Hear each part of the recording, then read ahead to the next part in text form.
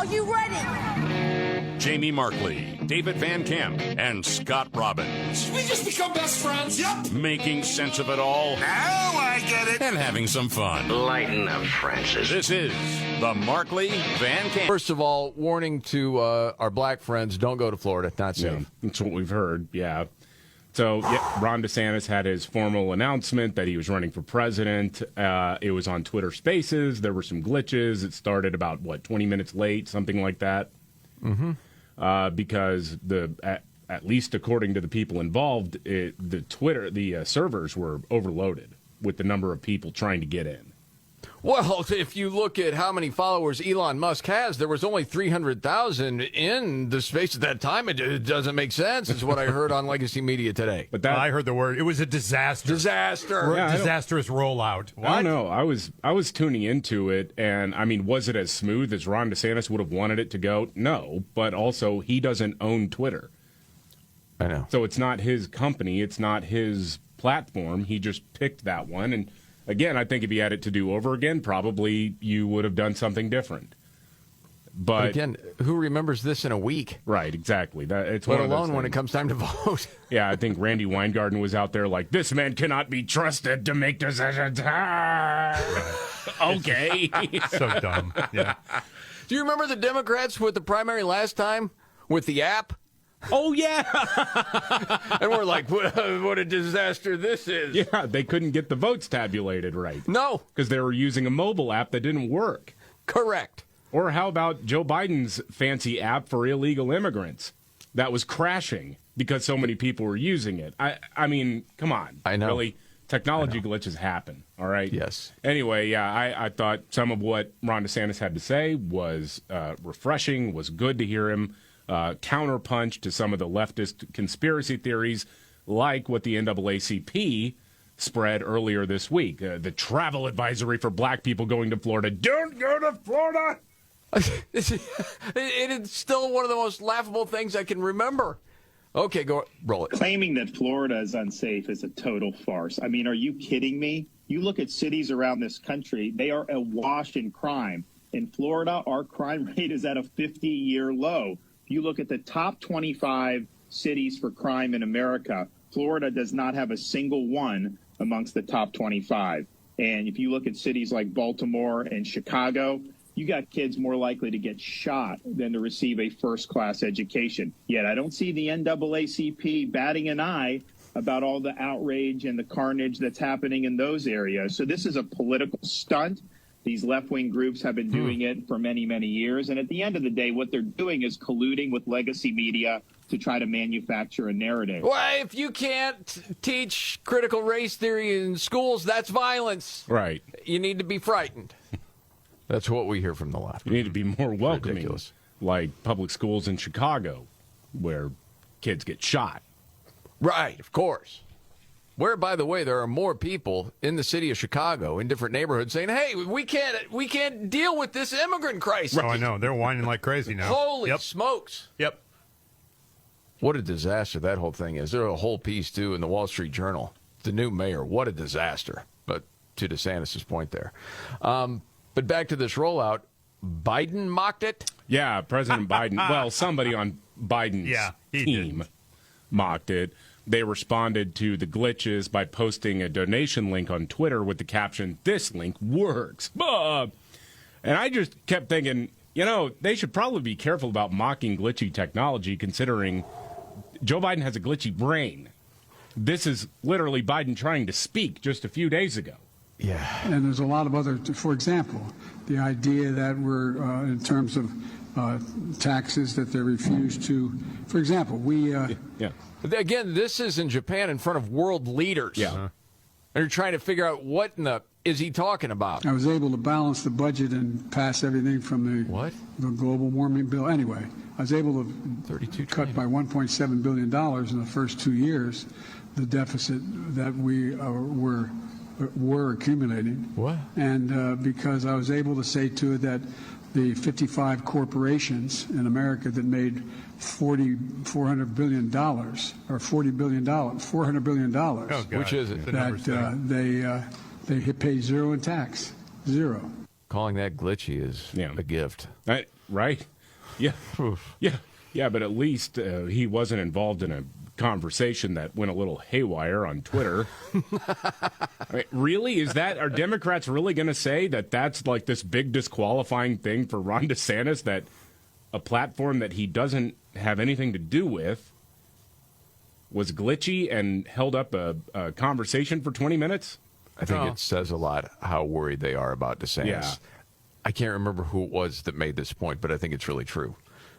That you have this guy that right now in the polling is far behind Trump, right? Have you ever seen someone get into a race that's a far back number 2 under this much scrutiny within the first 24 hours of them declaring they're going to run? Oh, no, they're freaked out by him. Yeah.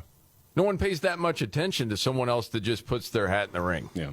Usually, if they're that far behind. The closest example I can come to is actually Donald Trump himself in 2015. And in some ways, that was like people just making fun of him. Yeah. For coming down the escalator, and it was so Trump. Yeah. And a lot of people ignored it at the time. But anyway. I just think it's funny that it was called Open Spaces, which is Biden's brain. Well, speaking of Biden, this is really interesting because this is CBS News. Yeah. Well, an IRS agent is coming forward now publicly with allegations about the Hunter Biden investigation. This is Gary Shapley. He's been with the IRS for 14 years. Now, he's not confirming or denying that it's Hunter Biden, but that's what CBS News is reporting, that, yeah, he's talking about an investigation into Hunter Biden's tax affairs. CBS News actually interviewed the guy, put him on the evening news last night. Wow. And he's claiming, yeah, the Department of Justice is interfering with the investigation into the president's son. Roll it. When I took control of this particular investigation, I immediately saw it, was way outside the norm of what I've experienced in the past. There was multiple steps that were slow walked at the direction of the Department of Justice. Had you ever encountered that before? I have not, no. These deviations from normal process, and each and every time it seemed to always benefit the subject. Why do you want to navigate these waters? I don't want to do any of this. I took an oath of office, and when I saw the egregiousness of some of these things, it no longer became a choice for me. It's not something that I want to do. It's something that I feel like I have to do. So what do you make of that? Well, first gut reaction. It's not just conservative media talking about this now. And it is remarkable because when a guy named Tony Bobulinski, who's not with the IRS but was a business associate of Hunter Biden, went public and he was on Tucker Carlson, media either ignored it or said, oh, this is all fake. But now you actually do have somebody coming out. Now, they do give the caveat, well, he is a registered Republican. But I find it fascinating. That's okay. That's okay with me. Sure. Honestly, I'm just glad they at least covered it. Yeah. Because that is news. Sure it is. It does. I don't know. It's the timing of all of it is very odd to me just because, Ron DeSantis is making his announcement. That fight between him and Trump is coming out. And they're scared to death that either one of those men are going to be president. And they're worried that Joe Biden wouldn't be able to beat either of them next time around. I tend to skew more Van Camp on this, in that nothing's going to happen. Oh, nothing's going to happen, no. They just keep doing this, and all this evidence piles up, and nothing. I understand that, but what do you make of CBS covering it? Well, why? Because they've ignored everything else. Why not ignore it? And there's got to be a reason, right, in this big chess game they're playing. No, there's... So if not Joe, then who? I mean, if they're trying to remove Joe... Well, that's there the is no question heir I'm bringing apparent up. there. No. Unless they see signs of, okay, we've got to do something here. Because even though Biden announced and there was the fanfare of different liberal media saying, hey, absolutely, he doesn't need a cognitive test. And yes, a lot of Americans are older now, but look at how much he can do. He's in great shape. He can do this. So there was like this 180 from where we were this past October to where we're at now as far as this dude running again. Because there were a lot of Democrats being outspoken saying the guy can't do it again. And all of a sudden, there was this shift with media as well. And now CBS is actually reporting this story. Bit of a surprise, but I don't know what the end game is either. So I don't know. I don't know what the end game is, but you got to wonder, is there something else to it? Well, I mean, if they want him out. CBS, the same network that on 60 Minutes told Donald Trump the Hunter Biden laptop stuff, it couldn't be verified. It's impossible to verify. Oh, that's right. That was a direct quote. Yeah. Yeah. Wow, man. That's going to be really interesting. Of course, the news broke yesterday that Tina Turner had passed away at the age of 83. Yeah. And it was the lead story on the Today Show. Everywhere. Yeah. Well, it wasn't the lead on the other ones I saw. I mean, they were covering it, but not as the lead story. They went deep on it. There was a song that I had no idea that was inspired by Tina Turner. And this song is a favorite of Van Camp and mine, and I'm betting that Van Camp didn't know the story behind this song. Oh, wow. And it's not written by anyone at the time that Tina Turner knew, but this person wrote the song because of her. Do I like this person? And then Tina Turner covered it later. Oh, wow. It's fascinating. All right. We'll get to that. And Americans are really saying we need higher taxes. Who said that? Straight ahead. All right. The Markley, Van Camp, and Robbins Show. Jamie Markley, David Van Camp, Scott Robbins. Debt Ceiling Showdown. It rolls on. Yes. By the way, I was watching Good Morning America's coverage of this.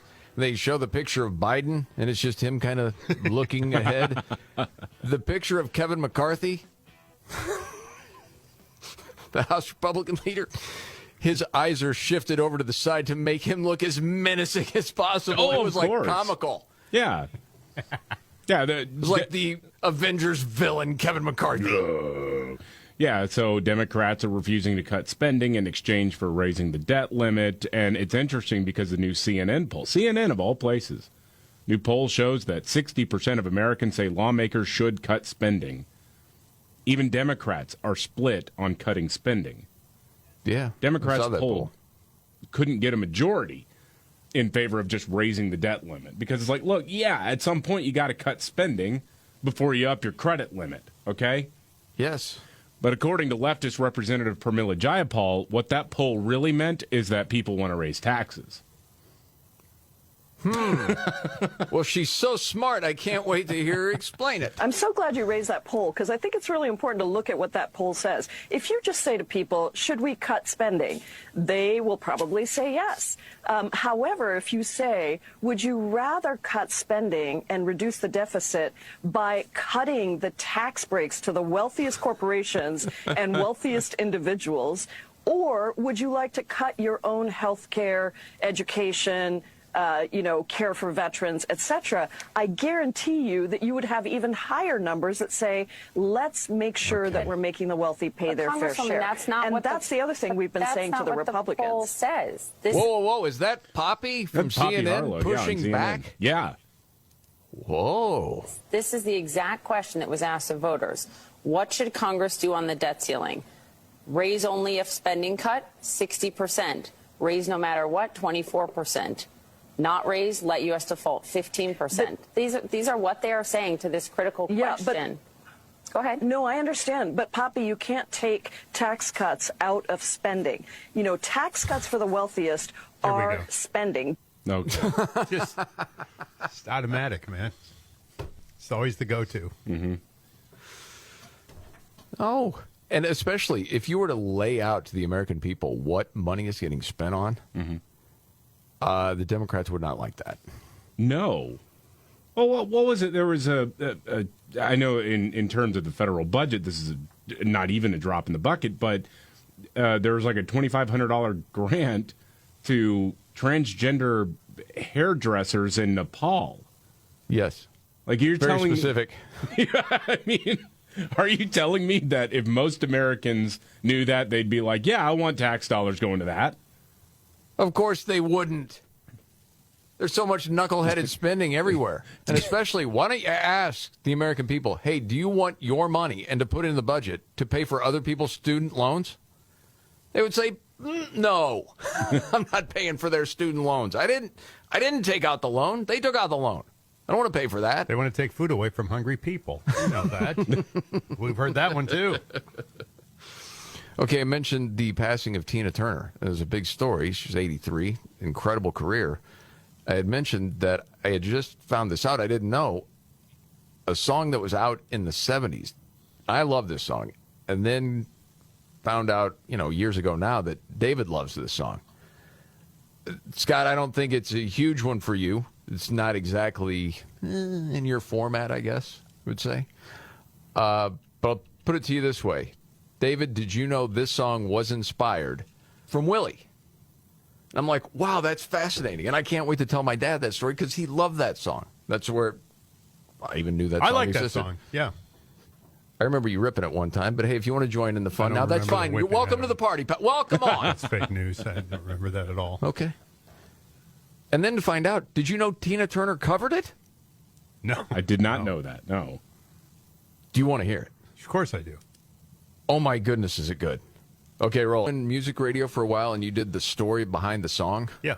And I think you did that bit for like a number of years, right? Yeah, until it was tired and worn out, and I did it again for 6 more months after that. So, yeah. I just don't ever remember it being as cool as what we just experienced.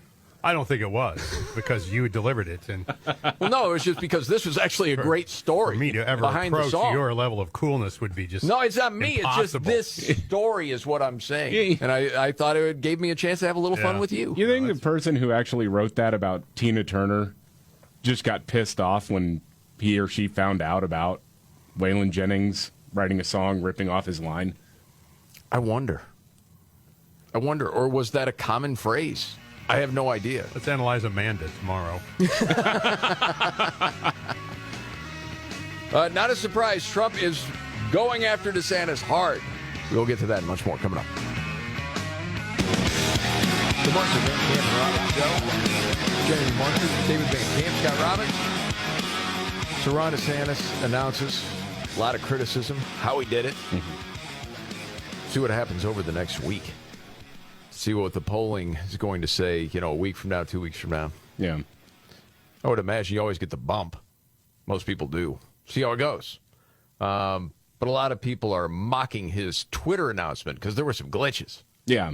Yeah, it took about 20 minutes or so to get the thing underway. And I know a lot of us were sort of saying, okay, let's get this show on the road here. Again, I don't really know how that exactly reflects poorly on DeSantis himself. If anything, it just makes Elon Musk look like an idiot. I mean, I don't know that he just didn't have the capability to get this thing underway with such high demand. Mm-hmm. So, I don't know. We'll see what happens, how that impacts the race as it moves forward, but I don't think it'll be that big of a deal moving forward. But Donald Trump made fun of Ron DeSantis' Twitter event with all the technical issues by sharing a parody version of the event. The parody version was a Twitter Space, that's the audio platform, with Elon Musk, Ron DeSantis, joined by George Soros, Klaus Schwab from the World Economic Forum, Dick Cheney, Hitler, and the devil. Oh, wow. Have you seen this, Scott? No. Okay, we'll enjoy this together. Roll it out. So anyway, guys, I just wanted to announce that I'm... Okay, I can hear the governor very well. Shut up. Would you please shut up already? I'm running for president, okay? Yeah, we kind of already knew about it. We already know, Governor. Congratulations, Governor. Well, that concludes our Twitter space for today. Thank you to all of our... Hold your horses, Elon. The real president is going to say a few words. The devil, I'm going to kick your ass very soon. Hitler, you're already dead. Dick Cheney sounds like you'll be joining Hitler very soon. Klaus Schwab and George Soros, I'm putting both your asses in jail. And Ron DeSanctimonious can kiss my big, beautiful 2024 presidential ass. He shares that. I was watching that this morning, and I'm like, is this an old LSD flashback or something? What's going on right now? Got to be a little careful with the World Economic Forum because, I mean, Donald Trump did do a special address at the World Economic Forum in 2020. That is true. But, I mean, as far as Trump ripping on DeSantis, you know it's going to happen. Oh, sure. I at least want it to be funny because some of the shots that he's taken so far really haven't landed. That is at least somewhat entertaining. So that's better than what we've seen so far. Yeah, just the absolute idea of all these people in the room together. Right. Yes. Someone got creative, no doubt. Yeah. You're talking about Elon Musk and Twitter and DeSantis. Did you happen to hear or see the clip of Sunny Hostin from The View actually get fact-checked? While she's talking. Through her earpiece as she's talking on The View. Yeah. From the producers. Did you hear this, David? No, I didn't hear it. Okay. So she's going on. You know, 20% of Americans, or only 20% of Americans are on Twitter. And out of those 20%, 80% are the loudest and the ones that make the most noise. And so you're hearing from such a small group of people. And when you compare a Twitter announcement with Elon Musk, who I don't know what his approval rating is, but it's like in the toilet. 40. You know what it is.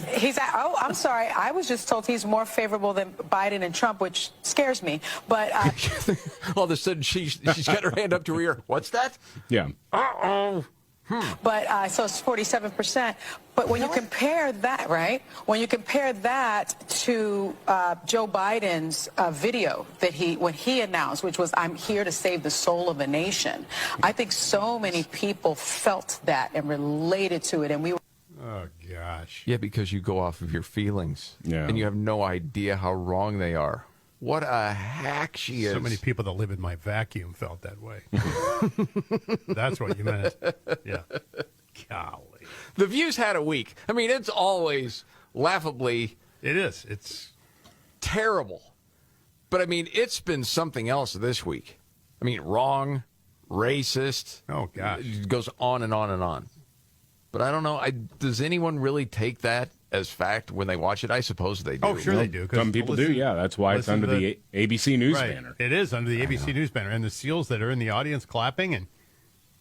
They're being polite. The applause light goes on. You know the Chardonnay Mafia loves The View. Oh, I suppose that they do. Yeah. Oh, my God.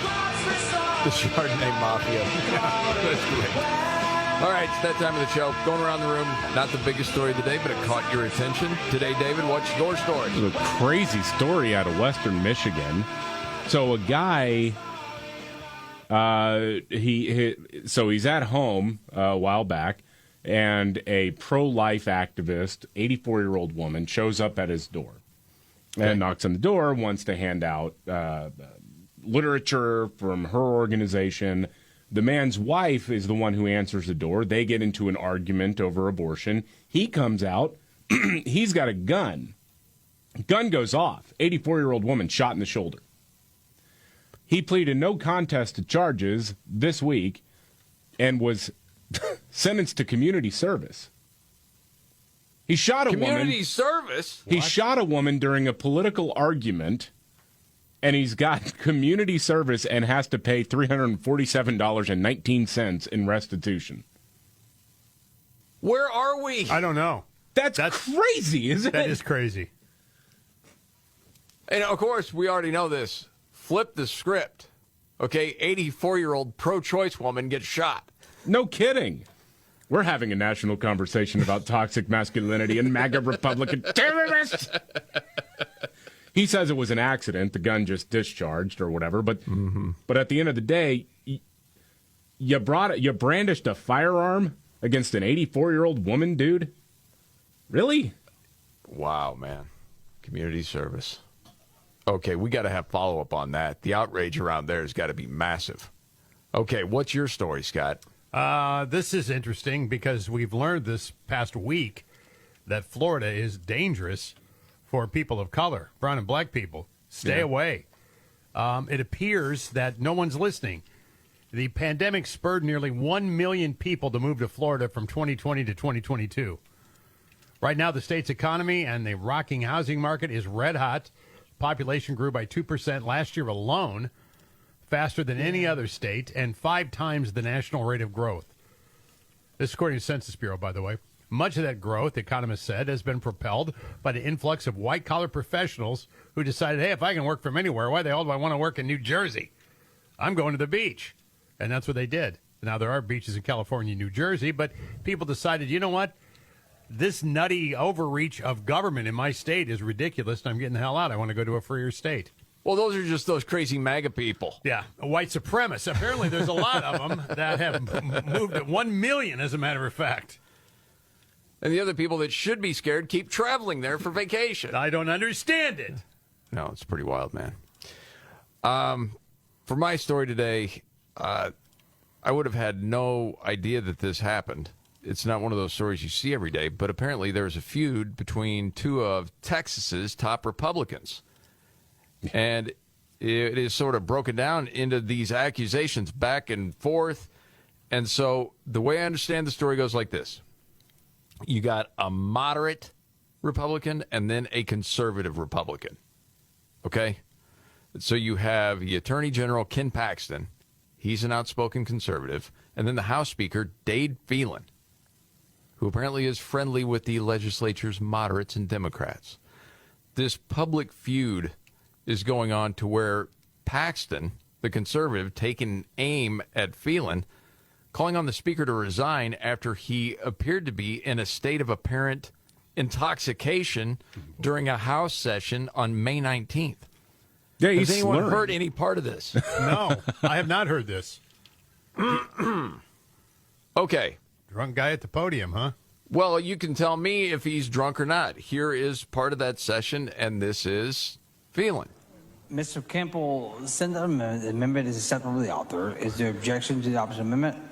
The chair has none. The amendment is adopted. No. Dude, that's not somebody that's got some sort of... There's not a stroke happening No. there. Okay. No. Good golly, man. Yeah, he sounds hammered. No doubt about it. I mean, if you're the Biden campaign, you're like, look, next to that guy, Biden sounds That's pretty true. good. If you want to hear that part of that clip again. Mr. Campbell, send the amendment is acceptable to the author. Is there objection to the opposite amendment? The chair has none. The amendment is adopted. Because the session starts, and then the way I understand it is there's like 4 hours in between. Yeah. Who knows what anyone's doing for 4 hours? Sounds like you had a little drinky poo. Yeah. Democrats in Pennsylvania are like, send that guy our way. he speaks pretty good, doesn't he? Oh, my goodness. Biden will probably make him some ambassador of Belgium or something. So apparently, Paxton taking that shot at Phelan came the same day the news broke that the House Committee on General Investigating was probing Paxton's attempt to settle a 2020 lawsuit using an alleged $3.3 million in public money. Mm-hmm. So they're going back and forth. It's like, well, this guy's drunk. And then there's more. The chair recognizes Mr. Johnson of Harris. Mr. Johnson of Harris to speak in opposition to the bill. Whoa, Daddy. Golly. You know, the bar is really low these days, though. Right. It is really low. I'm just saying. What do you mean? This guy is short? To get the elected. Bar, he could get belly up and just keep pounding them? What do you mean? No, to get elected to positions of power. Yeah, I got what you mean, yes. The chair recognizes Ms. Niabe Criado to speak in opposition to the bill. It just goes Didn't on. anybody go, hey, wait a minute? I think everyone's looking around at one another going, what happened to him? Call him an Uber or something? I mean... It's probably a good idea. I don't know, man. Did he not know this was going to happen? Like, okay, I got the rest of the night off. I'm just going to booze. I don't know, man. Incredible. Yes. Mr. Speaker, I'm directed by the Senate to inform the House that the Senate is taking the following action. Thank you, sir. Thank you. Members may want to hear this announcement. Mr. Guerin moves the House adjourn until Monday at 1 p.m. Is there objection? The chair hears none. The House stands adjourned. Mm-hmm. Good night now. All in favor, say Tito's. Oh, I'd like to make a toast. Here's to the breezes that flows through the trees that lifts the girls' skirts above their knees. Hey, Johnny Bob! No. Don't go any further. Do you like a little vodka and orange juice?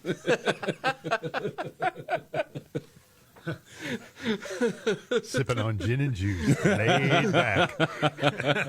So we'll be keeping our eye on that one. Pretty wild one. Okay.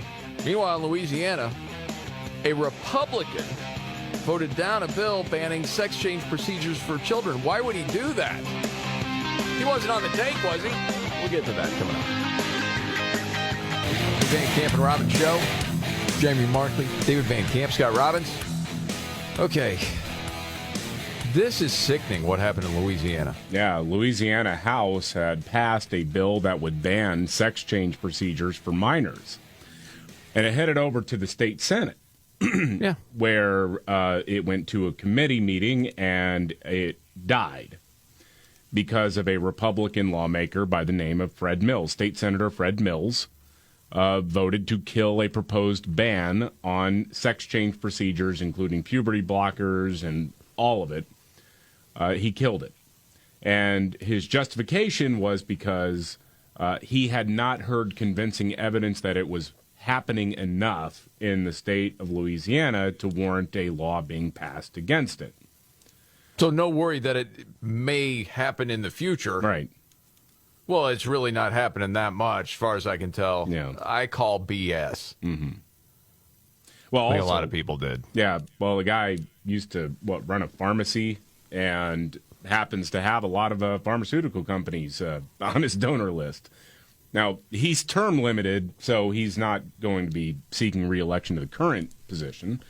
But I can't help but wonder, I mean, this guy's political career is over if he ever had any other aspirations. Oh, I'm sure he'll get on the board somewhere. Something. There'll be a job waiting for him for the way that he's voted. Because, different people were tweeting out all of his donor list. Mm-hmm. And you go down and you're trying to think, oh, yeah, there's Pfizer. There's another pharmaceutical. Yep, they benefit. Oh, there's the Louisiana Society of Anesthesiology. Yeah, they all benefit from that. Wonder why he voted that way. And also he's term limit, so he's not afraid of being booted out of office. That's one of the biggest problems that we term face. Limits. Well, yes. Yeah. Is and I'm not people, I'm not saying I'm not a proponent of it, but yet, at least it keeps them in check. Somewhat. Well, what I'm saying is that how many people that we have running the country that are really not looking out for the best interests of the people. It is to benefit themselves. Percentage-wise? Holy cow. It's something, man. Saw this story on a lighter note. The headline kind of grabs your attention. A woman hid smelly food in her cheating boyfriend's apartment. One of those getting back at somebody else. Caught him cheating, and then hid smelly food all over the place. Golly. So there's a video where she opens up the curtain rods above one of his windows and stuffs a bunch of shrimp in there. Okay? Said the place smelled for months. He couldn't figure it out. Man, what is this smell? Then her video inspired other people to tell their own revenge stories in her comments. Some of those, do you want to hear them? No, sure. Someone removed a back panel from their ex's TV and put crab meat in it. Oh, that's not. Oh, dang. Man. Woman brushed a guy's toilet with his toothbrush, that old trick, then put it back. Yeah. Show the video later. You know the liquid that comes in jars of minced garlic? Somebody dumped that in a guy's shoes. Like all of his shoes. Yeah. And there's a foot over there, pal. And then somebody filled a spray bottle with milk and sprayed it all over the person's carpet. See, oh gosh, that's, yeah. If you've ever had spilled milk on the carpet inside a car. Oh, yeah, that's brutal. Brutal. Baby's milk, whatever. Yeah. And then you could say, well, I think the smell's pretty much out. And then all of a sudden it's like an 80, 90-degree day, and you get back in that car, and you're like, that smell's never going away. Right. You know, the boyfriend actually begged for her back because the smell of shrimp reminded him of her. Oh! God, man. Wow. That's... You disavow, don't you, Robin? This is the Markley, Van Camp and Robbins Show. Are you ready? Jamie Markley, David Van Camp, and Scott Robbins. Did we just become best friends? Yep. Making sense of it all. Now I get it. And having some fun. Lighten up, Francis. This is... Thank you so much for being here. We always appreciate it. I'm Jamie Markley. That's David Van Camp. There's Scott Robbins. Many things to get to today. A lot of people talking about Ron DeSantis announcing he is running for president. Hearing a lot about the Twitter glitches, the way he announced it was heavily criticized. But you have a different side of this story, David. Well, I don't know how many people were turned off by this. Raised $1 million within an hour of going live. That seemed like a big deal. Pretty good. That's a pretty big deal. And when you're looking at 700,000 concurrent users on Twitter Space at one time, that's pretty big. Agree. By Twitter standards. And so, I mean, I think it did kind of make a splash. I don't know if he, rocked the world or anything like that with this, but I think it gave a lot of people a dose of what's to come. Well, and I agree with you. I can't help my mind going here. Legacy media going after him the way they are right now, along with the NAACP, saying, "Oh, warning to black people and LGBTQ people, not safe to travel there." That is insanity. What is that based in? Well, we know it's because they don't want critical race theory taught in schools, and you're not going to be able to show pornographic books in the schools. Okay, what kind of rednecks are they? But that's what they take that in their own messaging and say it may not be safe to go there. They're attacking these people, which is absolute nonsense. But I think, we've talked about this a whole lot, and I'm not going to pretend to be this political expert that let me show you the pathways of winning in 24, and you need A, B, and C. To me, it's like common sense. You got to get the people that voted for Trump before that may not vote for him again. A lot of that is suburban women. As far from everything that I read, that's going to be very, very important. Can Trump convince those people to vote for him? A lot of people think probably not. That one's already cooked. Okay, would they vote for Ron DeSantis when they hear his message? Maybe. I think that could be promising. And I think, well, certainly legacy media and the left knows this. That's why they're going after him so hard. Because they know Trump is beatable. I know people can totally disagree with that take, but that's the way I see it right now. Yeah. I mean, don't think you're alone. do you see Trump being able to turn it around if he wins the nomination? I mean, right now, I think the polls are he's up, 7 points on Biden? Yeah. Well, again, there's a difference between looking at national polls and state-by-state polls. When you see Trump is underwater in Pennsylvania in a lot of polls, when you look at the way the game is played, which, remember, Wisconsin, we don't elect presidents by popular vote. So nationwide polling doesn't really matter a whole lot. I don't think it's entirely irrelevant, but it doesn't really matter that much. You got to look at the state-by-state polling. To me, as things stand right now, and then you put on top of that a criminal case, maybe 2 criminal cases that Trump will be facing in 2024, I know you can sit here and say it's not fair, this is rigged against him. I agree with you, it is. Yep. But it's probably going to be successful. Probably. Okay, don't have to spend a whole lot of time on this. I did see a piece from Real Clear Politics today. Matt Towery, and he starts the piece by saying, "To be clear, I am writing this as a pollster, not as a politician or partisan." And the name of the piece was, "A lot has to change quickly for Republicans to have a chance in 2024." Which is almost unthinkable, isn't it, with the way the country's gone over the last couple of years? How could anyone vote for Biden again? I know it goes through all of our brains. We talk about it. Mm-hmm. The way he brings up this point, and it is something we've talked about before, said if the tree falls, you know how this goes. If a tree falls in the woods and there's no one to hear it, does it make a sound? Well, in the political forest, the answer is no if the tree is Republican or conservative. This is by far and away the biggest obstacle Republicans face in having a fair chance of winning in 24. And he goes on to talk about how Fox is the dominant cable news network, but it cannot possibly serve to counterbalance the 3 broadcast news networks along with CNN and MSNBC. Even with Newsmax thrown in the mix, the conservative broadcast and online media, based on total viewership and readership, is overwhelmed day in and day out. And that is true. Even though Fox always wins, it's 1 against 4 that are splintered. Yeah. That's kind of why. But when you look at the overall viewership, yes, Fox is dwarfed. Not to mention, there are a lot of people right now not trusting Fox all that much. Yeah. Goes on to talk about Republican operatives seem hell-bent on spending their money in short-burst primary and general election cycles. They just assume that everyone knows their view on the news, that Biden is cognitively challenged. The economy is in decline. The border is flooded daily by undocumented immigrants. That crime is destroying the nation's once great and revered cities. That the U.S. appears weak and unprepared for future aggressions by major foes. We all know this, right? The average voter does not know that. No. And so, as you know, I'll be the first to admit, we talk a lot about people getting out of their bubble. And in some ways, we're in that bubble, too. Yeah. I would say we recognize it a little more because we talk about conversations we have about things going on in the news with people that don't watch any conservative media, that have no idea what's going on.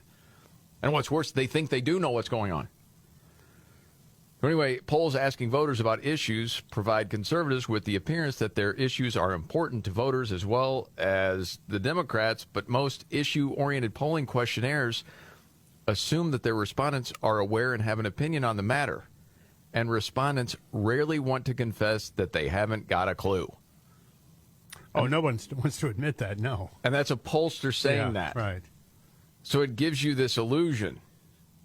And, you know, throughout this piece, he was talking about how much of a red wave it was going to be last fall.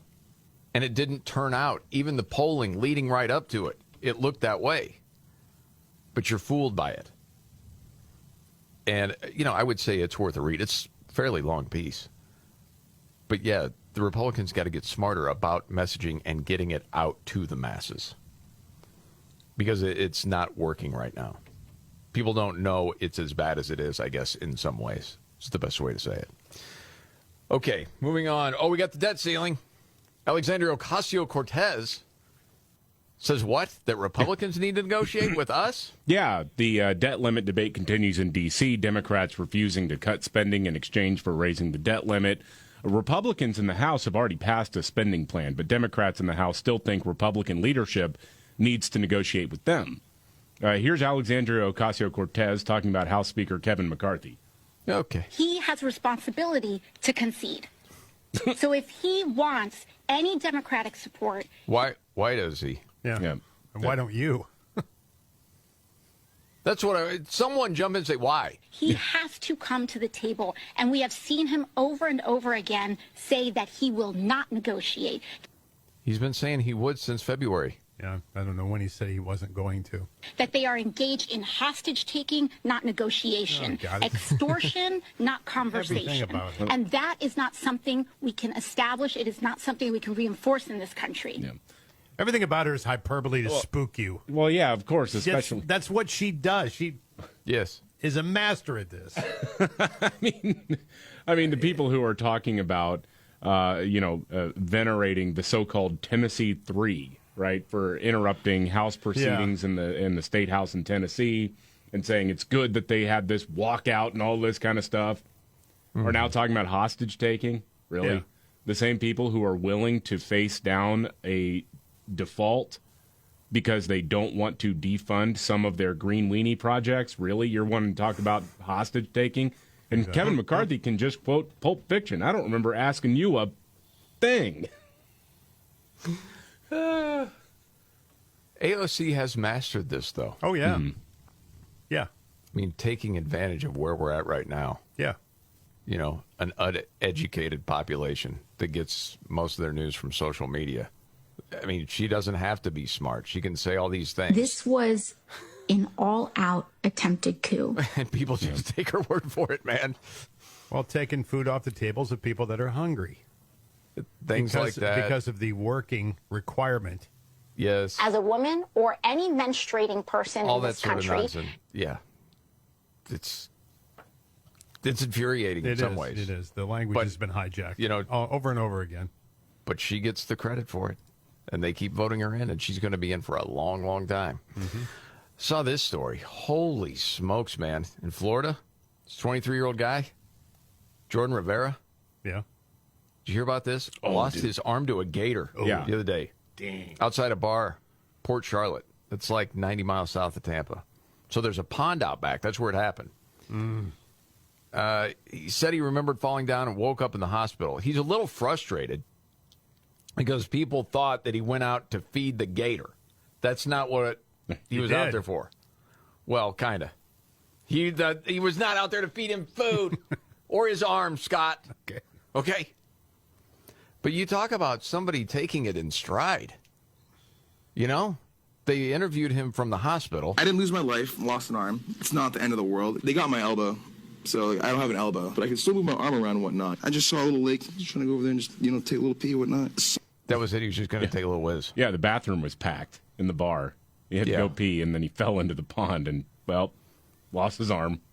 Something happened where I either tripped or something, the ground below me kind of just went down, and I ended up in the water. And that's literally the last thing I remember. Oh, my goodness, man. He's going to be all right. Someone started a GoFundMe. I think it's doing pretty well. But to lose your arm and say it's not the end of the world. Yeah. It'll be all right. Yeah. Wow, man. Okay, at some point, if that's your buddy, do you start calling him Chubbs a little? Damn alligator bit my hand. Oh, my God. It's going to probably be a little while before that happens. But he's got the right spirit. All right, we got to get to news update. And the IRS whistleblower story straight ahead. The Markley, Van Camp and Robbins Show. Jeremy Markley, David Van Camp, Scott Robbins.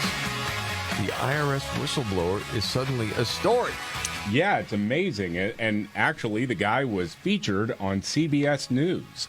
IRS agent coming forward now with allegations about the Hunter Biden investigation into his taxes. This guy's name is Gary Shapley. He's been with the IRS for 14 years. Now, he is not saying explicitly that it's Hunter Biden because he can't legally do that. Right. But CBS News is saying, no, he's talking about Hunter Biden and how Joe Biden's Department of Justice is stonewalling the investigation. It's so frustrating, man. Yeah. And so CBS News actually interviewed the guy. He's claiming the DOJ has interfered with the investigation into the president's son. Roll it. When I took control of this particular investigation, I immediately saw it, was way outside the norm of what I've experienced in the past. There was multiple steps that were slow walked at the direction of the Department of Justice. Had you ever encountered that before? I have not, no. These deviations from normal process, and each and every time it seemed to always benefit the subject. Why do you want to navigate these waters? Well, I don't want to do any of this. I took an oath of office, and when I saw the egregiousness of some of these things, it no longer became a choice for me. It's not something that I want to do. It's something that I feel like I have to do. Do you want to take him at his word? There are good people left, Yeah. I was looking hey, this is just the right thing to do. This isn't right. This isn't justice. I always try to look at this as, did he have anything personally to gain by saying that? And I always come up with, what would he have to gain by this? What was it? CBS said, well, he's a registered Republican. Well, okay. Not what they said? Yeah. Okay. That never mattered when it comes to other whistleblowers. I was just going to say, wait a minute, who cares, right? No, what I'm saying is I want to take him at his word. Oh, I do too. Genuine. But you know what, man? In a lot of different areas of life right now, if you are to do the right thing, you're going to pay for it. People are going to come after you in different circumstances. Mm-hmm. But that shouldn't stop you from doing what's right. No. It was the story you talked about yesterday, Scott. This Christian kid at Michigan State. Yeah. He's a sophomore. Yep. And business major. And then he's got this professor that's saying, hey, you have to pay $99 each. Yeah, I had. That goes into this fund and it benefits Planned Parenthood. One of the beneficiaries, yes. And this kid, Nathan Barbieri, said, my money is in the hands of Planned Parenthood. He was upset about it. He said, for me as a Christian, that's our calling. We're supposed to expose the bad things that happen and not just sit back and be abused. Yeah, it was funding a lot of these nutty far-left organizations the teacher was involved with. Yeah. And she was taking the money from them and just putting in some weird account, and this is where the money was dispersed. But you had to give it to her to be in the class. You had to. Amy Wisner. Yeah, whoever heard of was that? The professor. Yeah. Identifies as an intersectional feminist. I don't even know what that means. What does that mean, David? I don't know. What's intersectional? We're always going to call him the millennial. Sorry. Intersectionality is a Marxist term that talks about the interconnectedness of all sorts of victimhood classes. So it's not sexual? No. Well, I mean, yes, but no, that's not what it means. It's like the intersection. You have relations with people who have been victims of other things? Intersectional feminist. Intersectional, yeah. Yeah, intersectional feminist. Intersection. It's the intersection of all grievance politics rolled into one. Wasn't that one of the bands that you saw when you went to Lilith Fair in the 90s, Scott? Yeah. They wore flannel shirts. Yeah. And really short hair. Yeah. Anyway, she's no longer with the university. But yeah, for a little while, that kid was taking oncoming. Unbelievable. 600 students paying $99 for a membership in a club into the rebellion community. You don't want to be a part of. Yeah. Well, Wisner said the rebellion community is a safe place to coordinate our efforts to burn everything to the effing ground. I'm so sick of this safe place crap. I am done with it. It's funny. Safe place to burn things to the ground. Yeah, exactly. Yeah. By the way, on her Facebook page, it said 100% of those fees were donated to Planned Parenthood. Oh, 100%? Oh, my. Okay. It's weird, though, because this says other causes it supported included those dismantling oppressive systems. Right. I guess just Planned Parenthood got all the money. Damn. But I'm glad that kid stood up. You know, there was a lot of backlash, but I would say he's probably glad now, and he did everybody a favor because the intersectional feminist, Professor Wiz, is gone. Professor Wiz. I said that lovingly. This is the Markley, Van Camp, and Robbins Show. Okay, biggest story of the day, David. Biggest story of the day, I would say, probably is the reaction to the event that Governor Ron DeSantis did last night on Twitter. And unfortunately, and maybe this is what hurts the initial splash, is that most of the talk has been about how there were technical difficulties getting the thing up and running. But I thought that he did actually talk about some serious substantive things that have certainly been appealing to millions of people in Florida, and I think will transcend to the rest of the country. Yeah, when you think of the amount of votes he got the first time around, and then how many he got the second time, yeah, he did something right. Yep. There's no denying that. So more of that reaction from DeSantis straight ahead right here. The Markley, Van Camp, and Robbins Show. Jamie Markley, David Van Camp, Scott Robbins. Okay, Ron DeSantis announces, and David, you're saying, hey, something's getting lost here. Yeah. There was a lot of substance to what he was saying. Well, there was, and I think it's good to get some of this message out as well, because the left just straight up lies about this guy all the time, just like they lied about Trump. Absolutely. All the time. Yes. So the new conspiracy theory, of course, on the left, you may have heard this, is that Florida banned a poem by Amanda Gorman, the young woman who spoke at Biden's inauguration. It's totally not true. She was gutted by it. Yeah. That's what she said, her words. Nobody banned it. What? They said, oh, this probably isn't at a reading level suitable for elementary school kids, so we're going to move it a couple shelves down to the middle school section. What was the book? It was a poetry book. Poetry book of some kind. So, she read the thing at the inauguration for Biden. So they just move it. They moved it to where maybe middle schoolers could actually, comprehend what the words were. That's all it was. Okay. And so Ron DeSantis got a chance to actually address that. Oh, good. And you actually had Miami-Dade County Public Schools spokesperson have to come out and say there's nothing that's been banned or removed. It was basically just determined that this particular book was better suited for middle school. And so they put it in the middle school media center. And the media tries to act like somehow that is offending something with a book ban. So, but I think part of the reason that they're doing that is because, there is actually a movement to ban books from like Amazon and some of these others. California, some municipalities have banned things like To Kill a Mockingbird. What they're trying to do is see if some of these books pass a woke test. And if they don't, they are going against some of those books. Whereas in Florida, you can buy whatever book you want. But that's a different question than what would be appropriate for a third grader or what would be appropriate for a sixth grader. Government, by definition, has to make those choices. I think he's really good at taking on lies and telling people what the real deal was. Right. And I guess it is a criticism of Trump. I don't necessarily want to take the shot at Trump, what just goes through my mind is the difference is, and you could go back to Trump's book, The Art of the Deal. Hyperbole works. Mm-hmm. Okay, and Trump is full. It was a perfect phone call. It was the greatest. Yeah. Everything is like that, right? After a while, people can hear, okay, he's kind of full of bluster or whatever. At least at this point, DeSantis doesn't have that. Yeah. So when he pleads his case, you're like, okay, you can check it out. Is he telling the truth? Well, I guess he is. All right. And you're just trying to build up the trust over time. Like, okay, well, he hasn't been caught lying about A, B, or C, so that's a good thing. Mm-hmm. Because you know he's going to be demonized. And, somebody just had a montage I heard yesterday where there was a montage of people saying that he's worse than Trump. Yeah, right. Already. How do they? And he poses more of a threat. It's like, wow, this is early for that. Yeah, right. Depends on what you mean by poses a threat. Right, a threat to what? To the communists that want to destroy America? Yes, I think he does pose a threat to them. And good. Exactly. Very interesting. If you had to guess right now, a week from now in the polling, will he jump 10 points? Will it not be as much? Will it be more?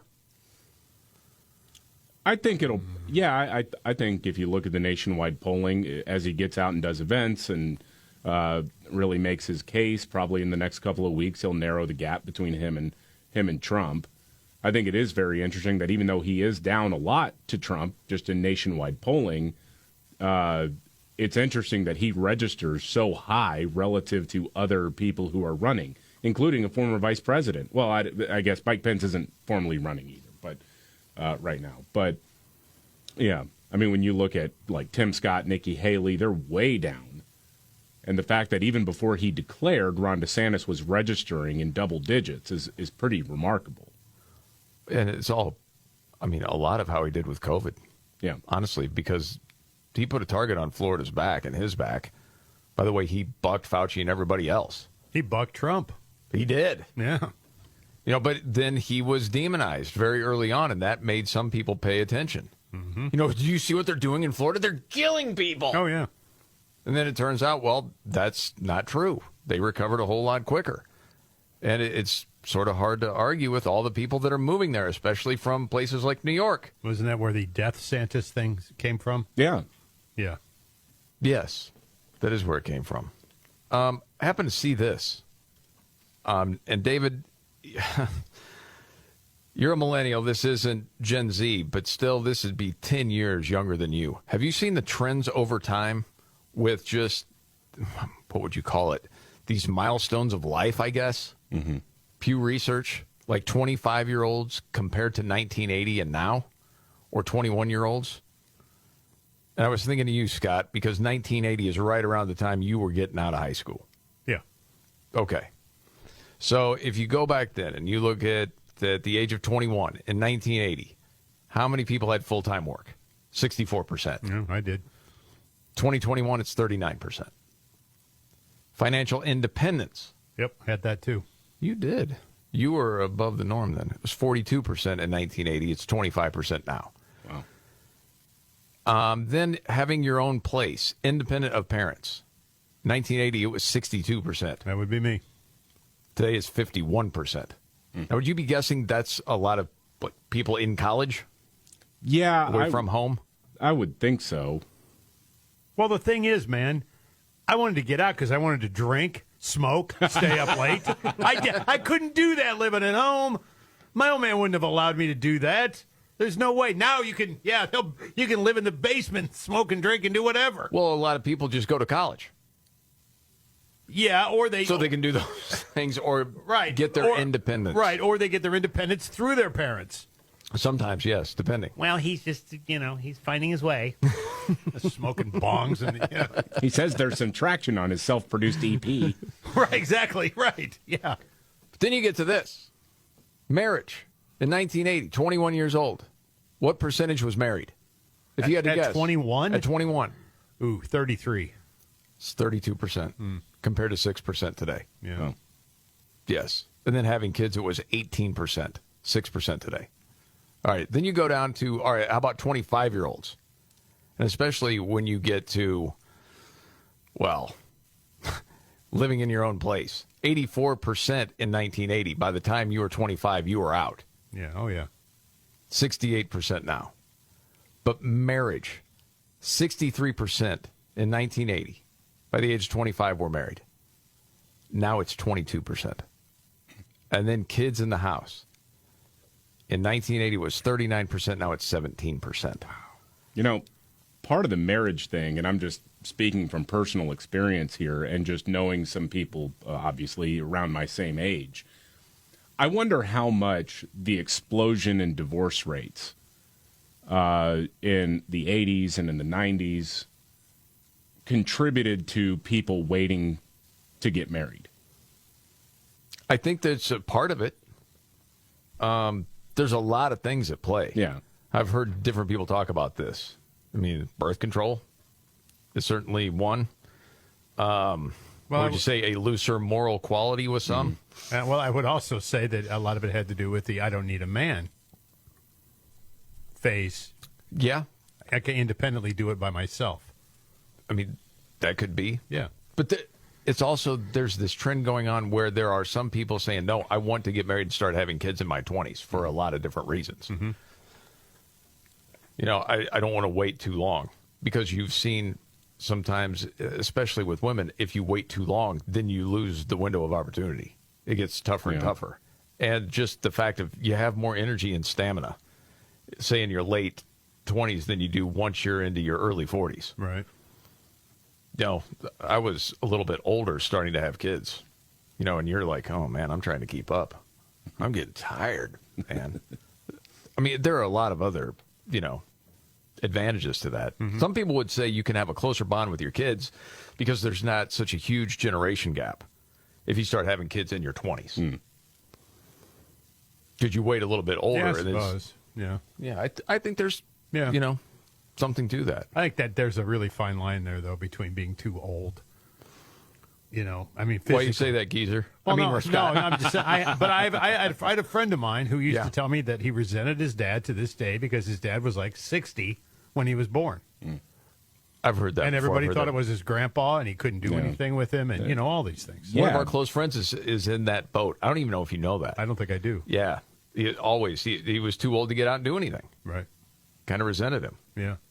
You know. You could resent your father for other things. Right. I think we have time right now. Usually I ask permission.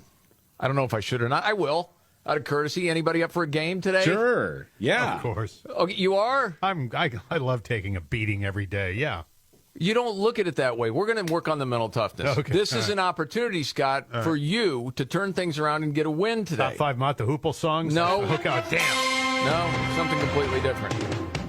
There's actually this little piece we were going to get to earlier in the week. I never had time. And since, you know, a lot of people are starting to already travel for Memorial Day, the big weekend and the kickoff of the pool season, what are the rudest things you can do by the pool or at the pool? There's 10 of them. Well, pee in it. Oh, okay. Okay, how are we going to treat that? Come on, man. That one's off. It's off the table. That was number 1. Oh, all right. David, I should have that one. Scott, we've talked about I don't think so. We haven't premature activity before. That's something I guess we still need work on. We haven't started. The game had not started yet, and it was not your turn. Mm-hmm. Okay, it starts with Van Camp. Personally, Again, rudest things you could do at the pool this summer. I think I should get those points because that was going to be my guess. But you're teetering right now. All right, I'll guess taking over the chairs that are available poolside. Oh, very good. Yes, hogging the lounge chairs. It's one thing to show up early, get the best spot, but you don't just use towels and books and bags to hold your spot and disappear for a couple hours. Can't do that. That was number 3. That's an 8-pointer and a quick 8-0 lead from Van Camp. 2 Robbins. Smoking. I hate that because you got cigarette butts there and gross. Nowhere there. Figures. Okay. I don't know how many Number people 1 are answer. smoking near a pool these days. Yeah. Depends on what you mean by smoking. I wouldn't have thought that. But anyway, it's a Van Camp. Too much horseplay in the pool. You know, splashing around a little bit too much, not really paying attention to where other people are. Oh, yes. Excessive splashing, including cannonballs. And I love this, the way it's explained in this. Again, that's usually about keeping kids and husbands in check. All right. We're all equal, right? That's what we have in this society. Someone sent this from the stupid Huffington Post. Imagine if that said, it's usually about keeping the kids and wives in check. Patriarchy! Except I can tell you that actually is pretty accurate based on my own experience about keeping the dads in check, because the dads are more likely to do the horseplay. You haven't been around our parts long, have you? But that is right. That is number 6. That would be a 5-pointer. It's a 13-0 lead Van Camp. Again, rudest things you can do at the pool this summer. Scott. Swearing, cursing. Just bad language all the way around. Yeah. Oh, you know what, man? It's not on. Good thought on there, but it's not there. Why would it be? No. People like to cuss a blue streak while your kids are at the pool with them. Sure. It's not a problem. Just don't splash. Back to Van Camp. You can close it out right here. This one is about the ladies wearing, like at a community pool, way too revealing swimsuits, like the thong and very, very low cut top, things like that. Topless tanning. Topless? Yes. Said even if you're lying face down, you'll get some looks. But if it's a public pool or something like that, thongs, things like that, it's kind of a rude thing. Yeah, that was number 5. They're laying there face down without the top attached. I'm there for like 6 hours if I have to be. I'm going to wait. It's rude because all the dads get cricks in their necks. And they can't leave. Give me another couple of minutes, honey. You know what, Scott? I got good news. I lose. It's over at least. Yeah, it's another win for Van Camp. Typical. We usually try to 3 guesses. If you wouldn't have had the premature action, you would have been right in that thing. But I've heard that before. Also, that's why I brought it up. Bringing glassware is bad. Letting your kids run wild. Blasting music. I was going to say that. That was my next. Jumping in when you're sweaty. Showing up with a contagious condition. Well, gee. Crabs and whatnot. Okay. Whatever it is. There you have. Don't be rude at pool. Good effort, though, Scott. You're going to get it one of these days. Swimming with scabies. News update next. All right. The Markley, Van Camp, and Robbins Show. Jamie Markley, David Van Camp, Scott Robbins. Target. What's going on? We talked about this some.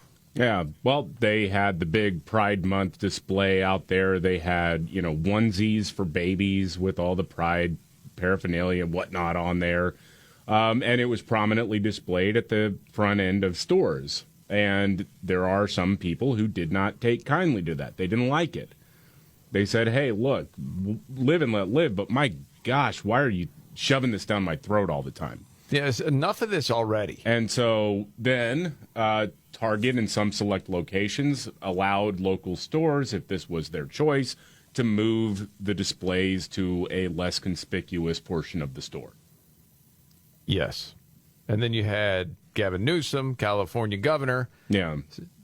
So they're bending to the mob. I mean, yeah, suggesting that this was like Kristallnacht or something. I mean, just absurd. So, and I saw this story at Daily Wire. Apparently there is an insider at Target, because you got all these people leaking out stuff now saying, this is what they're saying. I think this is nuts.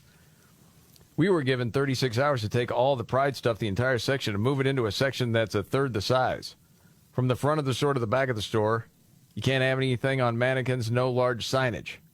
We call our customers guests. There is outrage on their part.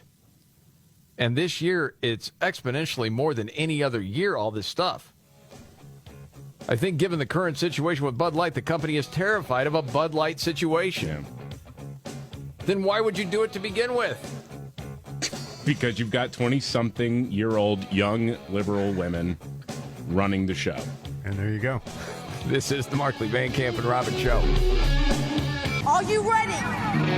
Jamie Markley, David Van Camp, and Scott Robbins. We just become best friends. Yep. Making sense of it all. Now I get it. And having some fun. Lighten up, Francis. This is the Markley, Van Camp, and Robbins Show.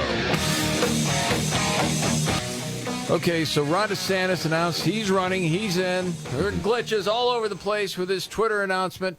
Heard all about that, but apparently his laugh is goofy? Yeah, apparently his laugh and mannerisms are goofy, according to MSNBC's Joy Reid, where it shows Ron DeSantis at one point kind of puts his hand around his mouth and then, as walking away from somebody else, pats the guy on the shoulder with the same hand, and apparently that's wiping boogers on a guy's shirt.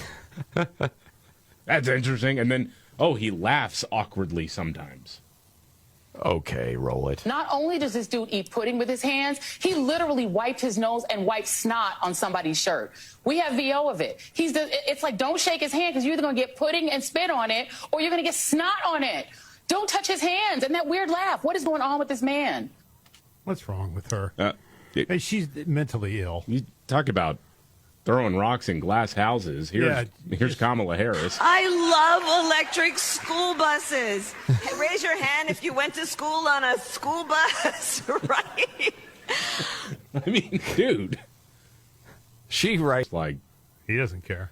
DeSantis doesn't care. No, he doesn't care. Doesn't give one fat frog fanny.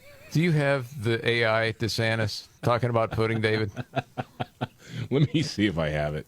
Because if you have it now, I want to hear it. Because I would love to have him answer Joy Reid. Yes.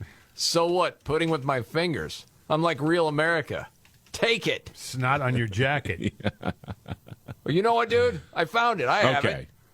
I think this was the edited one. Oh, no. If not, it's been a fun career. I just want to make one thing perfectly clear. You're right. I ate pudding with my fingers. I'm Ron DeSantis. It.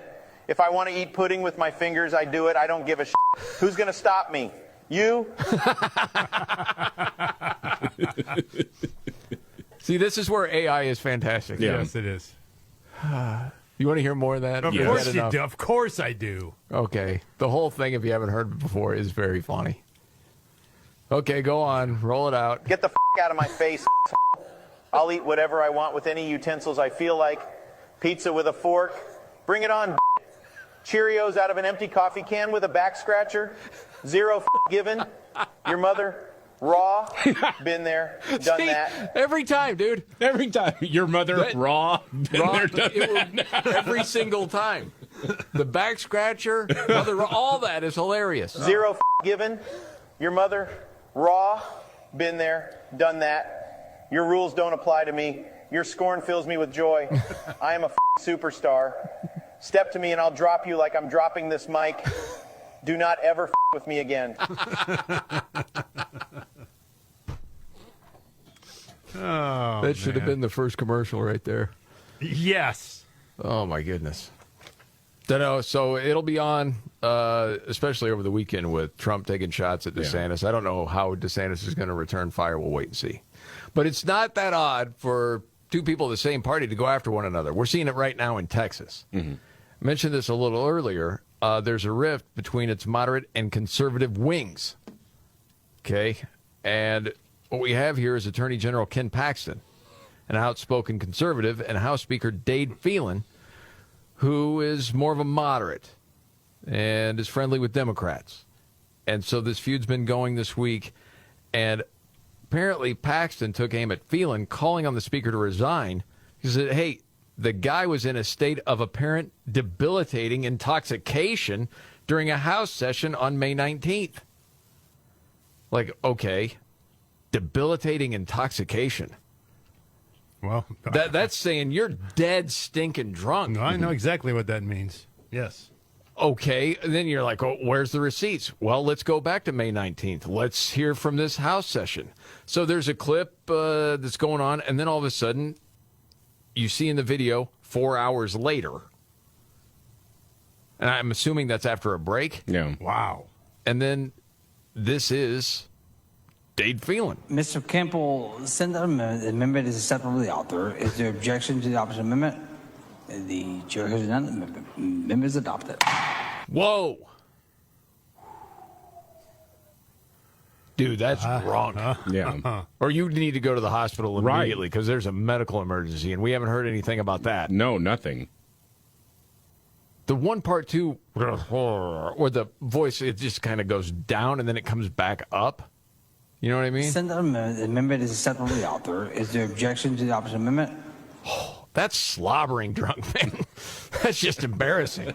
The chair recognizes Mr. Johnson of Harris. Mr. Johnson of Harris to speak in opposition to the bill. The bill. Okay, so that person speaks. Now it's time for feeling again. Go and take it. The chair recognizes Ms. Niabe Criado to speak in opposition to the bill. Mm-hmm. Boy, isn't it about time to wrap this thing up? Yeah. Can we end this whole thing right now? Mr. Speaker, I'm directed by the Senate to inform the House that the Senate has taken the following action. Thank you, sir. Thank you. Members may want to hear this announcement. Mr. Guerin moves the House adjourn until Monday at 1 p.m. Is there objection? The chair hears none. The House stands adjourned. Good night. Yeah. We're going to 6th Street. Let's go. Come on. Yeah, I don't know. I saw this article from the Fox affiliate in Dallas-Fort Worth, and it was really funny. Fox 4 showed the video to SMU political science professor Cal Gilson. Said, quote, "I'd need to see a lot more about this before I drew the conclusion that Attorney General Paxton drew. I've watched a lot of videos of the Texas House. Very poor quality oftentimes. It's very garbled." What? Whoa, whoa, whoa, whoa. Whoa, hold on. Garbled? Yeah. Dude, no, listen. Mr. Kemple, send the amendment. The amendment is acceptable to the author. Is there objection to the opposite amendment? The chair hears none. The amendment is adopted. No. That is slobbering waste. But nobody says anything. They do it like, hey.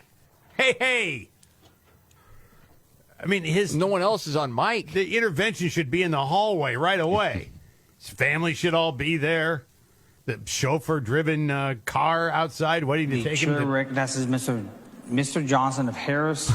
Guy's hammered. He's never seen anything like that before. You know what, man? I had a buddy that worked in middle management, and one of my favorite stories of his was talking about him. He had an employee under him that would show up to work events at times hammered.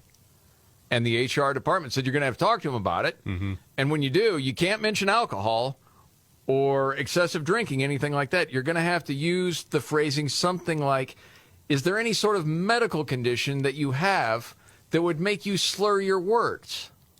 Because if so, we could drop you off at a doctor's office or a hospital and get you checked out. That's the way you're going to have to go about this to tackle this issue. And my buddy's thinking, I've known this guy for years. It's been this way for years. So he called the guy in his office, and he said, hey, listen, man, you better cut out the nonsense drinking at work events or you're going to get fired, okay? Because they're coming down on me about this, and I don't want to hear it anymore. Are we clear? Yes, won't happen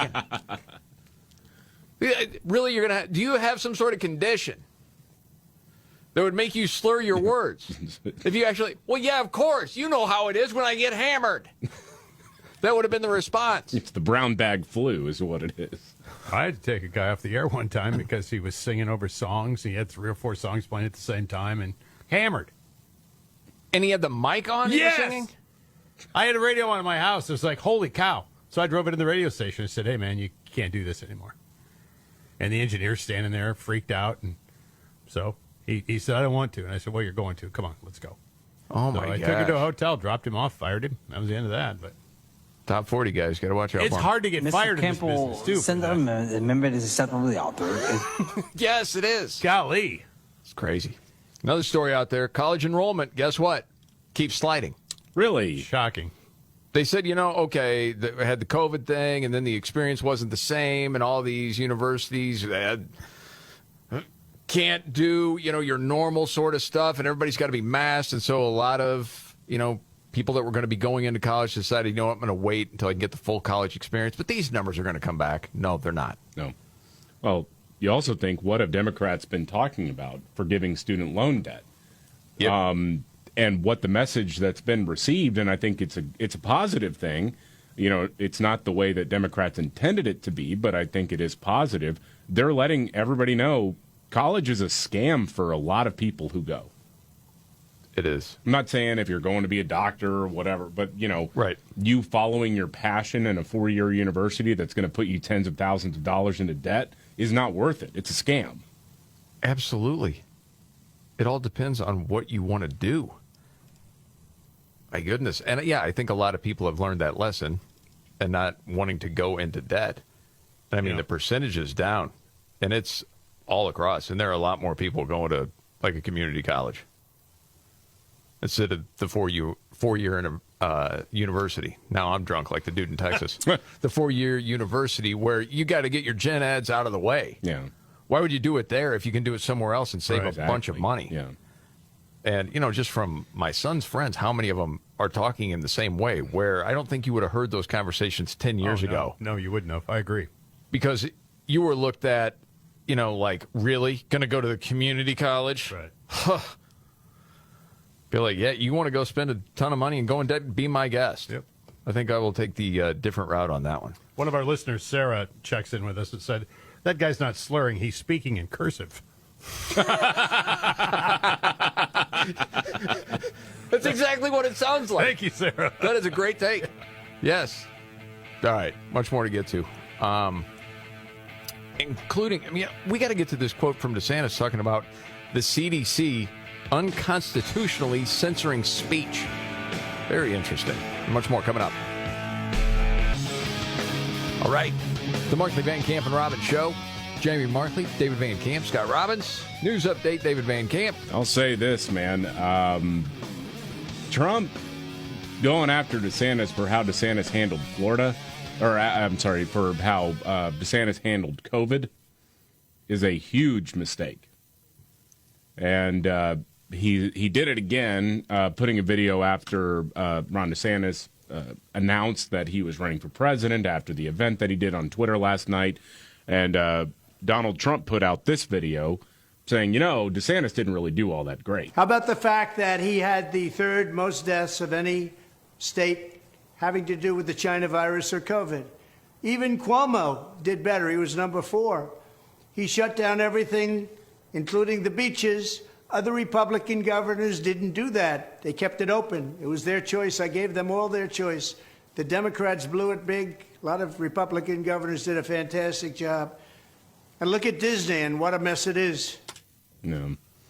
The COVID thing isn't going to play, I promise you. And I don't know why. No, it's not. Why are going you taking down the side of Disney? Yeah. I don't understand that. David. Well, I mean, look, the thing is that the singular reason why Governor DeSantis became so popular among Republican political crowds is precisely because of how he handled COVID. That is why he got so popular. Remember when he put the elderly first and then had the vaccines at the grocery stores? Yep. And people were making fun of it all through legacy media? And it turned out it worked? Yeah. Well, they had to wait in line, remember? They had to wait in line for 2.5 hours. It was 67 degrees. Right. They wanted it. It was like they were making them stand in the heat or something, or they were dying. It was crazy. Yeah. Yeah, that doesn't seem to hit very well. No. And that's the biggest liability between those two. And we've talked about that for well over a year at this point. I told people this last night. I'm like, Van Camp's been saying this for over a year. Is that if DeSantis decides to run, the one thing he can hit Trump on is, hey, man, you could have fired Fauci. Yeah. You failed. I did my own research. We made our own policy, and we did better than most every other state. Yeah. Like, why? James! I'm just telling you, man. That's the reality. Biggest liability for Trump. I don't know why you lean into that at all. I don't. No. I agree with you. That seems like a mistake. Earlier, we mentioned Target. Okay, apparently there's a lot of panic inside Target right now. Like, oh my gosh, we got a Bud Light situation, and we had all these, Pride Month clothes for kids, and we were targeting kids, and there was stuff to tuck it with the bathing suits and all this craziness. I saw this piece at the Federalist, and it was really interesting, saying it's up to moms to crush Target.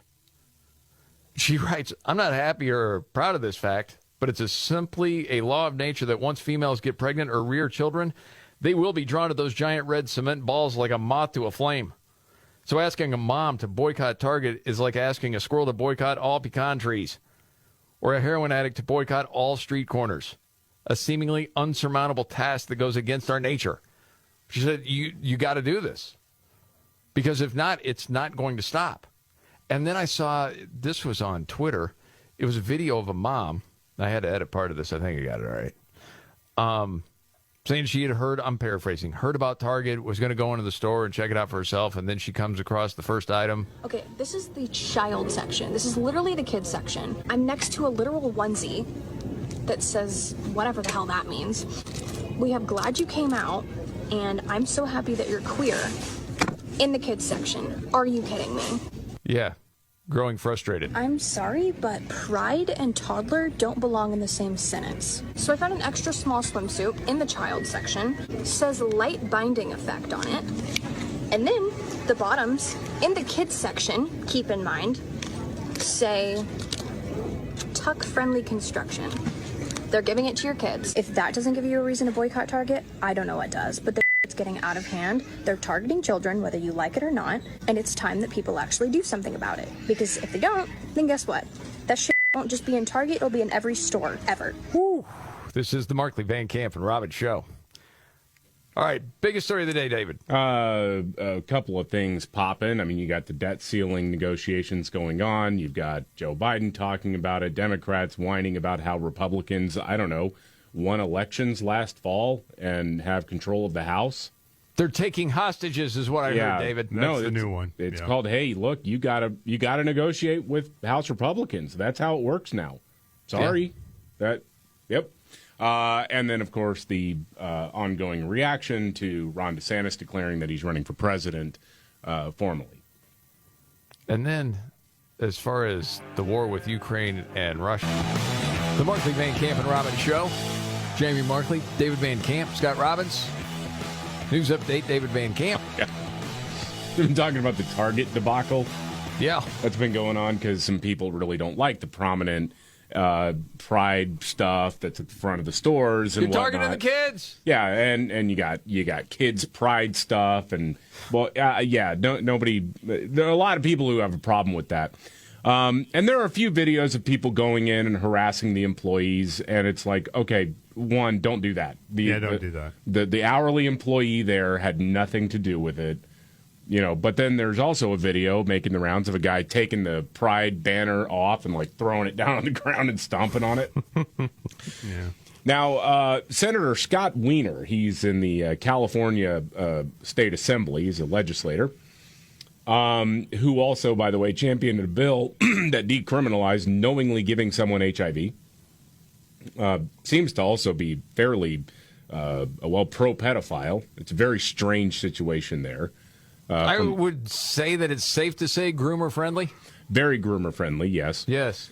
So he shared this video of the guy taking down the pride stuff, and he says, this is absolutely terrorism, and Target should be ashamed for caving in, just like Anheuser-Busch caved in, and people wonder why there's so much fear in our community. I'm sorry, but so destroying the stupid rainbow thing, that's beyond the pale. But going and taking big screen TVs out of Target during the George Floyd riots was justified. Apparently so. Got it. Okay. And honestly, again, it's like I see the video. I've got it on a loop here on my computer. Hold on a second. The one thing, too, caved like Bud Light caved. Bud Light never apologized. Right. No. They didn't really cave at all. No, it was just this, wishy-washy statement. Well, we've always been about having a beer together and talking and meeting. No, you tried to pander. Yeah. You went too far. It failed. You pissed off your base. Yeah. And they said, we don't need you. No. Well, we have choices. Around and find out. Mm-hmm. You did. That's what happened. And now the Wiener guy is, this is terrible, whatever. I mean, how does that guy ever have a job, let alone get voted into anything? Mm. Why is it every guy named Wiener is an idiot? There's some psychology, I'm sure, behind that. Think David, there must be. You want to speak on that? What is that? Well, my name's not Wiener. I don't know. I know, I'm just saying, but as No, far as that's not true. you become like your name, right? I mean, I did know a guy. His radio name is David Van Camp. It's really David Wiener. No, I knew a guy David, named he Richard saw Wiener. Bathsheba taking a shower one day. He couldn't control himself. I knew a guy named Richard Wiener, and he was. No, you didn't. No, really, I did. Are you serious? Yeah, and he, as far as I know, he was a pretty good guy. I mean, and he took it in stride. Golly. Would oftentimes say, "My name is Richard. Please don't call me Dick." Gosh, that's Man, oh man, parents should have been arrested. I will always remember, dude, when all the Anthony Weiner stuff was out there years ago. And Bill O'Reilly, it was something different. It seemed like almost every night. The Weiner situation has exploded. It's just one after another after another. You don't want any more, do you? Of course I do. Well, yeah. I'm asking. These we are don't always have to. fun. These are Congressman Weiner comes clean. Yeah. Figure if you could get away with that then, it's certainly okay now. Yeah. All right, we'll call this the trifecta before the trifecta. Probably my favorite. Weiner will be beaten down to size. Yes. Didn't your friend Richard have a brother, Willie? Well, hold on a second. We can't get to the trifecta yet. What's the story with the failing New York Times talking about Ukraine trying to bomb the Kremlin? Oh, yeah. Remember that the story that came out, it was earlier this month. Someone launched a drone attack on the Kremlin. No one was hurt, but Russian officials say it was an attempt to assassinate Vladimir Putin. He wasn't there. And so you didn't really know what to believe. Was this a false flag? Well, and I kind of leaned into the false flag theory just because I think if you would have the wherewithal to launch a drone or a couple of drones over the Kremlin, you would know whether or not the target was there. But apparently now U.S. intelligence officials are, well, pretty sure it was orchestrated by one of Ukraine's special military or intelligence units. They say they don't know if Ukraine's president was aware of this, which that seems very unlikely. Something that big. But the way that this is being operated with their different intelligence units is interesting because a lot of these groups actually do have pretty free reign to do whatever they want, which is also a huge freaking problem if we're just I mean, they're announcing another plan to send $300 million in aid to Ukraine. This country, through sloppiness or intent, seems to be pretty hell-bent on dragging us into an all-out hot war with Russia. And I'm not a fan of that idea. No. Wow. Okay. Thank you for that. You ready for your trifecta? Yeah, let's go. Okay. Weiner did stand up and take the beating. All right, we got to move on now. Let's go. Okay. Are you ready? 1, 2, buckle my shoe on. It's the 3 most important news stories of the day. I hit the trifecta. Well, at least according to Scott Robbins. It's the trifecta on the Markley, Van Camp, and Robbins show. Every day at this time, Scott Robbins' trifecta, always helped by his hero. Hi, it's me, Casey. Yeah, Casey. It's all ready to go? I'm ready. Of course. Number 3. Number 3. I don't really know what this is about, but you're telling me John Cusack is saying something. He weighed in last night after the announcement of Ron DeSantis and Elon Musk together doing it. I just wanted to read this to you today because this was a tweet John Cusack, the actor, put out there last night. Can I ask a question before you start? David, are you that familiar with John Cusack as a millennial? Yeah. Okay. Yeah, the High Fidelity. What was the one where he's a hitman? Gross Point Blank. Yeah. Yeah. You know, a lot of stuff. It's been a while. And the 90s. It's been a while. Yeah, I was just curious if. Okay. Anyway. He said this about it last night. He said, so a Nazi-collecting Texas freak billionaire who has a garden of evil statues to scare his grandkids has bought himself a Supreme Court judge. And that feisty white supremacist, ever combative, not to be out-douchebagged Igor Mush decides I must buy myself a president. And so, whiskey ballad toad of a man, a fascist Trump mini-me, has literally the worst presidential announcement since the 80s, Lyndon LaRouche, on social media platforms. Mush is obliterating in real time, turning it into a Nazi website where children look up pet snuff films, cats in blenders. And he's so vain and so dumb and so incompetent that he can't handle the bandwidth for a glorified conference call. And everything I just said is just reportage. Oh, and he's supposed to be a genius. Somebody want to tell me what he just said? What in the hell is going on? He says, I'm very lonely, and I don't have many close friends. And I have an alcohol problem. Yeah, probably. Something like that. Well, I love the first part, though. Texas freak billionaire who has a garden of evil statues to scare his grandkids. That's anybody? Yeah, that's talking about the wealthy friend of Clarence Thomas, who has. I mean, he's a collector of historical artifacts, and I think he does have something from like a Nazi Germany era, but is not a Nazi. Okay, and I mean has a lot of historical stuff on his property. In a way, Igor man, Mush, that's just sad. That's the best He's you can irritating. do? Igor Mush? Really? Yeah. I'll say one thing our show just did that I don't think is happening anywhere else. More than a 1-minute conversation about John Cusack. That is true. Yeah. We're getting closer and closer to number one. I know he did. All right. Up to number 2. Number 2, self-proclaimed lefty says she's turning to Republicans. This is interesting, the gender nonsense that's out there now. Really bad when Democrats and lefties talk about voting Republican. This was a tweet that was unearthed and then was piled on after that in terms of positive results. Woman said, I'm a super pro-choice. I've been pro-gay marriage since I was literally a child. I staged a protest about gay rights when I was in junior high. I got suspended for it.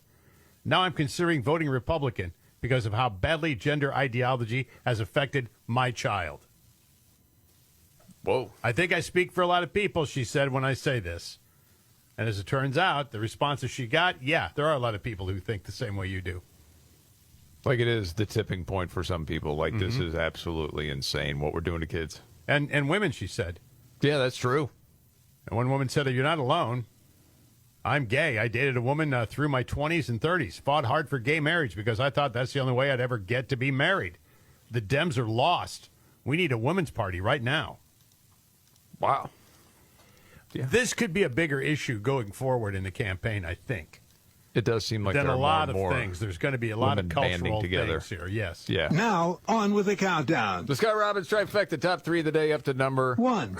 I love this story. I had not heard it, but the setup is this. Parents in Chicago are infuriated because migrant kids are being led into schools without health records. Yeah, no documentation of health at all.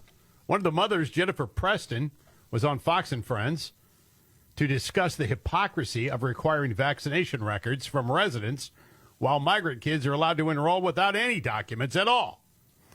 She said, right now, the school district in which we live, we have to provide residency, citizenship, health records, vaccination records on almost an annual basis. I have a child right now. I must have 5 emails in my inbox right now stating that my child cannot return to school next year without a specific vaccine. So it's certainly inconsistent with what we're allowing migrant children to do coming to Chicago public schools. Chicago Mayor Brandon Johnson responded, quit demonizing the kids.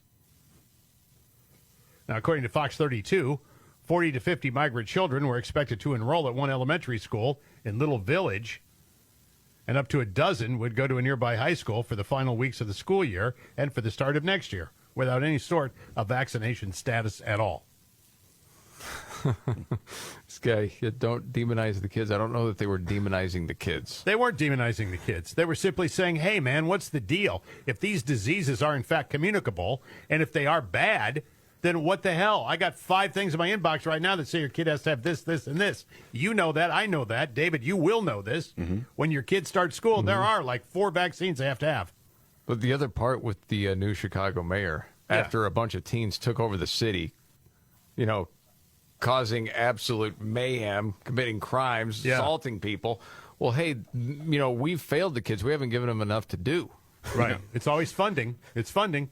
Man. And there you have it. Yes, the Scott Robbins trifecta. Thank you very much, Scott. Ridiculous people. Yes. There was a whole piece on that today. I think it was a Wall Street Journal about Chicago's in for it with this guy. Oh, my goodness. Geez. Yeah. All right, we got to get to another news update. And Nimrod's in the news straight ahead. The Markley, Van Camp, and Robbins Show. Jamie Markley, David Van Camp, Scott Robbins. News update, David Van Camp. You know, I want to highlight a company that understood it stepped outside the lines a little bit too much, that apologized, and reacted appropriately. Okay. Because there's a lot of talk about, Bud Light and Target and whatnot. This is Heckler & Koch, the weapons manufacturer. So a couple weeks ago, if you remember, there was a small amount of backlash against an old International Women's Day ad that Miller Lite had put out. And I thought the backlash was kind of stupid, but anyway, the social media manager for H&K posted some, here's what she wrote. Wow, woke, allow me to translate. Objectifying women was never a good marketing strategy. In the firearms industry, that was a prominent strategy up until recently. Many industries have done that. Using bunnies to sell products is trash marketing. Supporting women by not doing that is good. And a bunch of people were like, why are you even weighing in on this? At all. Mm-hmm. Yeah.